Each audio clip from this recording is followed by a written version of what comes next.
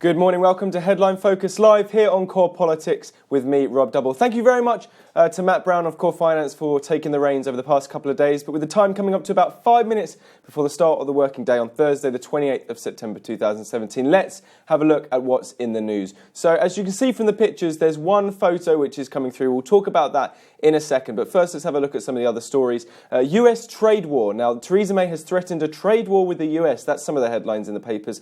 I wouldn't particularly call it a trade war, though what she's done is effectively threatened to veto contracts with US company Boeing after the US Department of Commerce supported a claim by Boeing that Bombardier, which is a Canadian rival jet company, had benefited from unfair state aid from the UK and Canadian governments.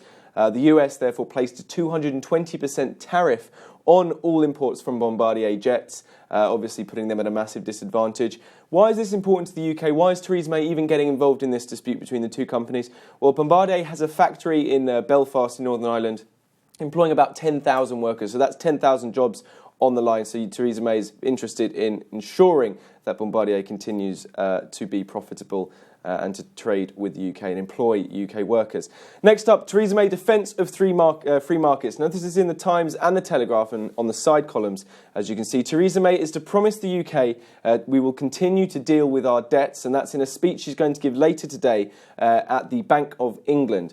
She said her rival Jermey Corbyn's approach would end up damaging public services, causing unfunded government borrowing and therefore fundamentally threatening jobs. Jermey Corbyn, the Labour leader, of course, in his conference speech yesterday, pledged to repair the damage done by austerity. So very different visions of economically where the UK should go. So let's look in focus then at that real story, which is Jermey Corbyn, the Labour leader, giving his leader's speech at the Labour conference in Brighton yesterday. Jermey Corbyn tends to be the main top line, or within the first paragraph of most papers, it seems.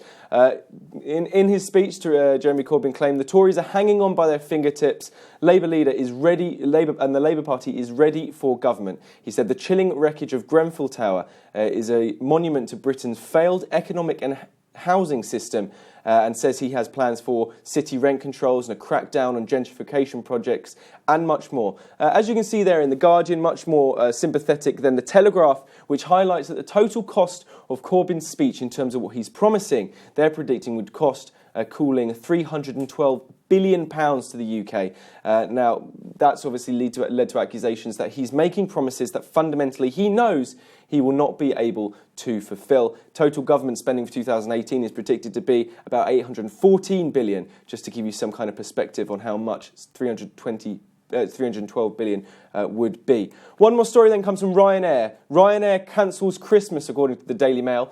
I wouldn't go quite as severe as that. RyanAir is effectively cancelling another 18,000 flights between November and March this year, 2017-2018, and it's now been threatened with legal action by the Civil Aviation Authority for persistently misleading passengers over their rights.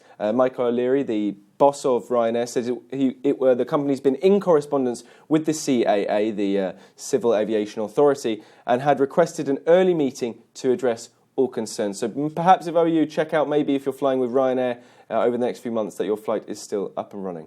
That's it for today. You're up to date. Don't forget you can find all the latest on what we're doing on our Facebook page and our Twitter. We've got a new Inside Europe coming out a little bit later on today. But from now, from me and all the team here at Core London Live in London, have a fantastic day.